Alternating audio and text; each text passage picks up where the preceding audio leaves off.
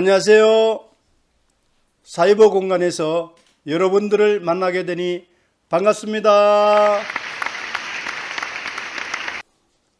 NCS 건설공사 공정관리 분야를 강의할 이원학 강사입니다.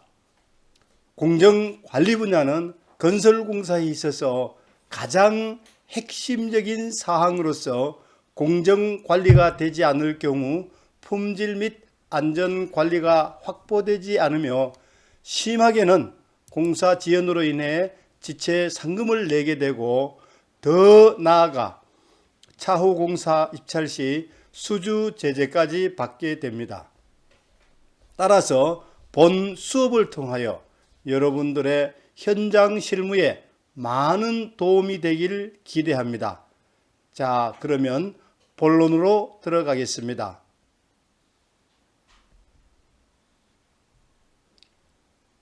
NCS 건설공사의 공정관리 분야는 총 12챕터로 구성이 되어 있습니다. 이번 첫 시간에 해당하는 해당 공사에 대한 분석으로부터 공정관리를 위한 조직 구성, 업무 조정, 자료의 관리, 절차의 수립, 툴 활용, 공정표 작성, 진도 관리, 성과 분석, 만회 대책, 교육 실행 순으로 강의가 진행됩니다. 먼저 해당 공사의 분석입니다. 현장에 투입되었을 경우 가장 먼저 해야 할 일은 해당 공사를 분석하게 되는데, 그 내용은 계약사항을 파악하고 공사 내용을 분석하며 유사한 공사 관련 자료들을 분석하게 됩니다.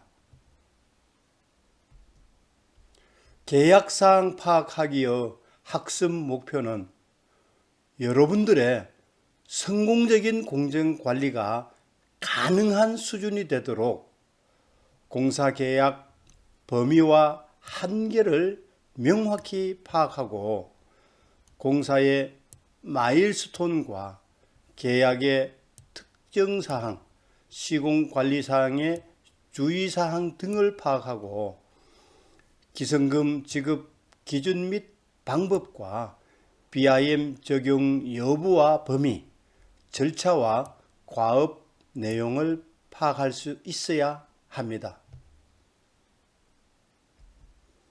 첫 번째, 계약사항 파악 내용은 계약서와 설계도서의 내용과 현장의 작업 환경, 주 공정, 기성 지급 방법 파악과 BIM 적용 범위 등에 대하여 다음 페이지에서 자세하게 설명이 됩니다. 다음은 계약사항 파악하기입니다. 공사 도급 계약서는 계약 문서인데 우측 화면에 시설공사 도급 계약 내역서의 구성을 보면은 1번 관리번호, 2번 계약번호, 3번 공사명, 5번 계약 금액,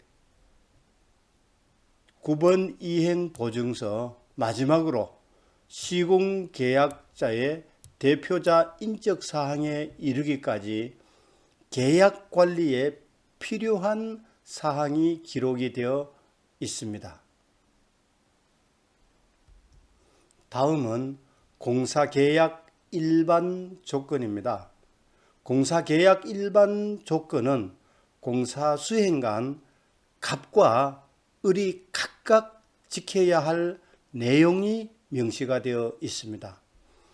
각종 감사 시 빈번하게 지적을 받는 제10조 계약의 변경 시 특히 유의할 점은 계약 단가, 즉 발주자가 정한 예정 가격 단가보다 높은 경우, 물량이 증가하는 경우 그 증가된 물량에 대한 적용 단가는 예정 가격 단가로 한다라는 것과 계약 단가가 없는 신규 비목의 단가는 계약 변경 당시 기준으로 산정된 단가의 낙찰률을 곱한 금액으로 한다라고 하며, 좀 더 자세한 사항은 뒷페이지에서 설명하겠습니다.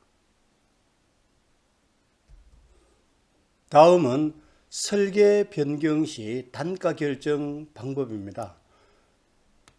turnkey 공사 등 공사 발주 형태와 귀책 사유가 누구에게 있느냐에 따라서 각각 적용되는 단가 산정 기준이 상이함을 알 수가 있습니다. 이 부분은 공무관리에서 자세하게 설명이 됩니다. 계약 일반 조건 제17조 착공 및 공정 보고 관련입니다. 시공자는 착공 시 다음 각 호의 서류, 즉 현장 기술자 지정 신고서와 공사 예정 공정표 등이 포함된 착공 신고서를 발주 기간에 제출하여야 한다라고 명시하고 있습니다. 여기에서 제출 시한과 관련하여 법령이나 조달청 질의사항에도 특별하게 규정된 내용이 없습니다. 그러나 국토부에서 발행한 건설공사 사업관리방식 검토 기준 및 업무 수행 지침서에는 시공사로부터 착공 신고서가 접수될 경우 7일 이내에 검토하여 발주청에 보고하도록 규정이 되어 있습니다. 제26조 계약기간의 연장 문제는 지체상금과 직결되어 있으므로 공사 계약 기한 내에 공사가 준공이 어려울 경우에는 연장 사유서와 수정 공정표를 작성을 하여 계약기간 종료 전에 계약 담당 공무원 및 감독관에게 서면으로 연장 신청을 하여야 하며, 계약 담당 공무원은 필요한 조치를 하여야 한다라고 명시되어 있습니다. 다시 한번 강조하면 신청 기한은 계약기간 종료 전이고 감독관에게 서면으로 사유와 수정 공정표를 첨부하여 신청하여야 합니다. 제47조의 3 공정지연에 대한 관리입니다. 시공사의 귀책 사유로 실행 공정률이 계획 공정률에 비해 10% 이상 지연된 경우와 골조 등 주된 공사의 시공이 1개월 이상 중단된 경우에는 만회공정계획서를 작성하여 제출하여야 합니다. 그러나 건설공사 사업관리방식 검토 기준 및 업무수행 지침서에는 실행공정률이 계획공정률에 비해 월이라는 내용이 추가됩니다. 월 10% 이상 지연된 경우와 누계 공정률이 5% 이상인 경우에는 만회공정 계획을 작성하여 제출하고 관리하여야 한다라고 규정하고 있습니다. 지금부터는 계약 특수 조건에 대한 유의사항을 설명하겠습니다. 제8조 현장 납품 조건 및 절차에서 유의해야 할 부분으로는 현장 공사의 진척 정도에 따라서 여러 차례로 구분하여 납품을 할 수 있고, 성능 시험 완료일과 준공일 등이 명시되어 있습니다. 계약 특수조건 제9조 대가 지급 조건을 보면은 대금 지급 시기를 4가지 방법으로 명시하고 있습니다. 첫 번째, 현장 반입 및 검수 시, 그리고 두 번째는 성능 시험이 완료될 경우, 세 번째는 분할 납품 시, 그리고 네 번째는 기성 검사 없이 매월 지급하고 매 3개월마다 기성 검사 실적에 따라 기성 부분의 대가를 정산 지급할 수 있다라고 하고 있습니다. 따라서 계약서에 명시된 내용대로 현장에서 관리하시기 바랍니다. 다음은 제14조 물가 변동으로 인한 계약 금액 조정에 대하여 설명하겠습니다. 조정 방법은 3가지 종류가 있습니다.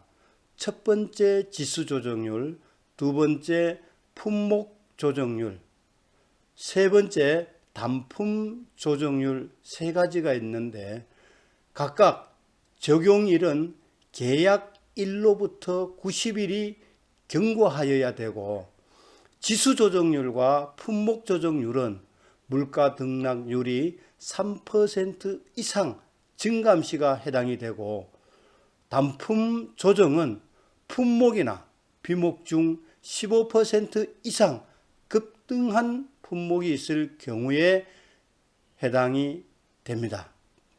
그리고 이때 계약일은 계약 체결일은 불산입이 되어 즉 계약일로부터 91일째가 해당이 됩니다.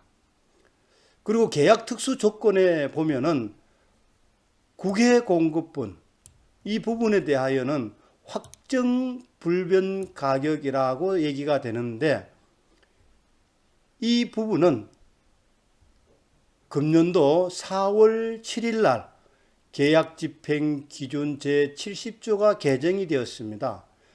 기재부 유권 해석에 따르면 외산 장비도 환율 변동이 플러스 마이너스 3% 이상이면 물가 변동에 적용을 받을 수 있다라고 명시를 하고 있습니다. 따라서 현장에서 여러분들이 주의하시기 바랍니다. 제15조 공정예정표 및 산출 내역서 제출과 관련하여 시공사는 월 단위로 가중치가 포함된 예정 공정표를 계약 체결 후 10일 이내에 발주처에 제출하여야 한다라고 명시되어 있는데 이때 제출된 예정 공정표가 차후 기성 관리와 물가 변동의 기준이 되기 때문에 작성 및 제출 시 주의를 기울여야 합니다. 입찰 안내서의 입찰 시 유의사항입니다. 여러분들이 잘 알고 계시겠지만 강조하는 의미에서 다시 한번 설명을 드리면 입찰 안내서는 해당 공사의 입찰에 참가하기 전에 숙지해야 하는 공사의 범위, 규모, 설계와 시공 기준, 품질 및 공정관리, 그 밖에 입찰 또는 계약 이행에 관한 기본 계획 및 지침 등을 포함한 문서를 말합니다.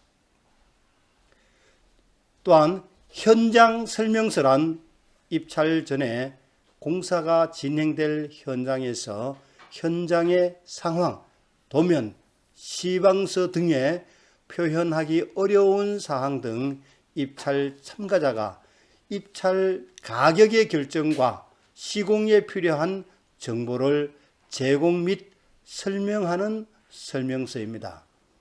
이 두 가지는 계약서가 되므로 세부 내용을 숙지하셔야 합니다. 우측 화면에서 보듯이 기술 제한 사항이 미채택이 되면은 원하는 내용대로 실시 설계 및 시공을 이행하여야 한다라는 안내서가 있을 경우에 기술 제한 입찰로 많은 돈을 들여서 설계를 제안하는 것으로 했지만 미채택되면은 많은 손해를 볼 수가 있습니다. 따라서 입찰 시에는 주의하셔야 손해를 적게 봅니다. 다음은 공사 개요 파악입니다. 공사 착수 시 공사의 범위와 공동 도급사가 있는지 여부, 연차 공사 중 연도별 예산은 얼마인지, 그리고 총 사업비 관리 대상 여부와 각종 관급 자재의 종류와 지급 시기 등을 파악해야 합니다. 참고로 공사 개요에 기록된 내용들을 보면은 공사 금액은 총 500억 원이고 1차 년도에는 대략 100억 원, 그리고 공사 기간은 60개월, 계약 형태는 공동도급이고 공동도급사는 2개의 건설사이며 관급자재는 콘크리트 파일, 시멘트, 철근 등으로 구성되어 있고 공사 내용은 공공건물 3개 동과 주변 도로의 3km, 기타 부대 시설 등으로 구성되어 있음을 알 수가 있습니다.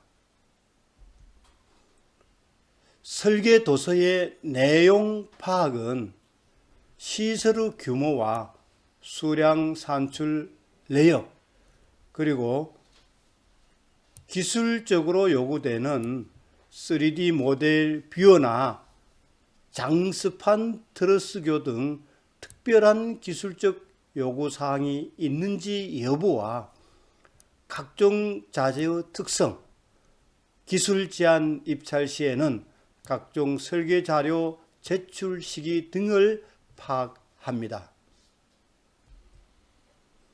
현장의 작업 환경 파악은 주로 공정 관리에 영향을 주는 요인인 공사의 부지가 도심지인지 농촌지대인지 또는 고지대인지 저지대인지를 파악을 하고, 진입로는 기존 도로를 사용할 것인지 아니면 새로운 가설 도로를 신설해야 되는지, 그리고 자재 야적장은 충분한지, 그리고 현장 사무소를 건립할 장소가 있는지, 그리고 지질 조사서를 통한 집안의 조건 상태와 방음 울타리 또는 EGI 펜스 등을 설치해야 하는 울타리 공사 또는 전기 가설 공사 등을 확인하고, 노무 자재 장비 지원 수급 환경과 현장 주변 환경 중 특히 교통량과 관련된 내용과 주변에 학교 등 특수한 환경이 있는지 여부를 확인을 하고, 공사 착수에 문제가 없는지 인허가 계획과 토지 보상 현황 등도 중점적으로 파악을 합니다. 네 번째로 공사 주공정과 관련하여 파악할 사항은 국토부 훈령의 1140호의 공공건설공사의 공기산정 기준이 나와 있습니다. 이 기준에 따라서 각종 공사 불능일이 포함되어 있는지 여부와 토목공사 착공, 건축기계공사 착수, 토목공사 준공 등 공종별로 계약 착수 및 준공 기한을 확인합니다.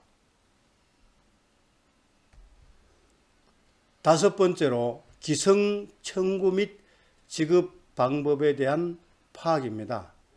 시공사의 기성 청구는 주 공정 계획표에 따라서 최소 30일마다 기성 검사를 하고 기성 청구를 할 수가 있습니다.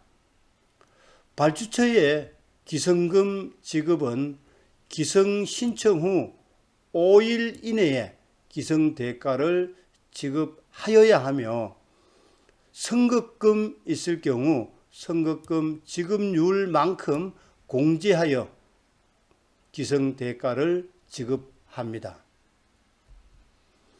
준공 및 기성 검사는 시공사는 사업의 완공 2개월 전에 발주처로부터 본사업의 예비 준공 확인을 받을 수 있도록 필요한 조치를 하여야 하며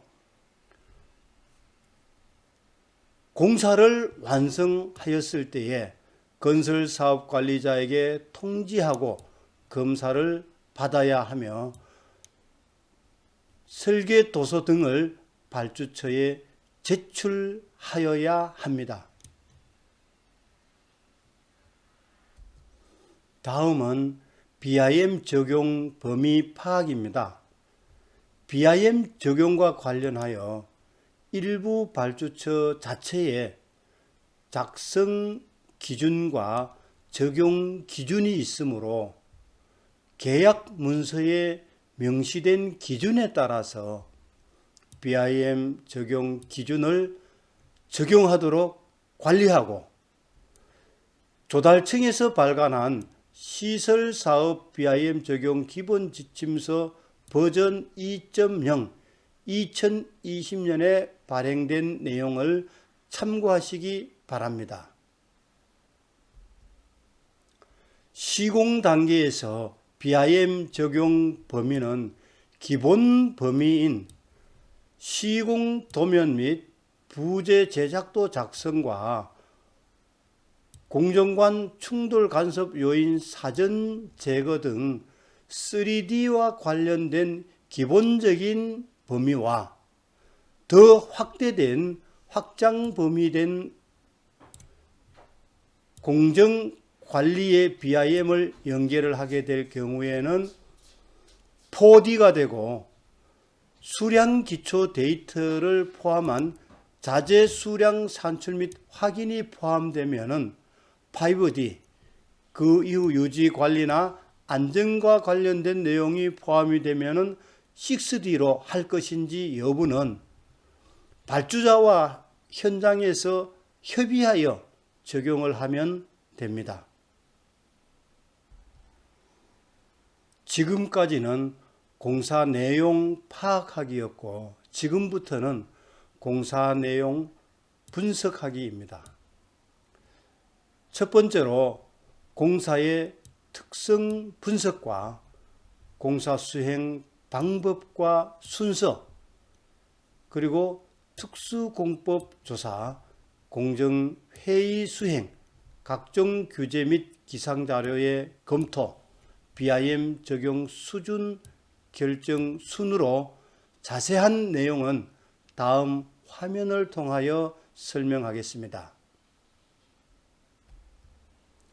첫 번째로 공사 특성 분석은 발주자와 설계자의 의도를 파악합니다.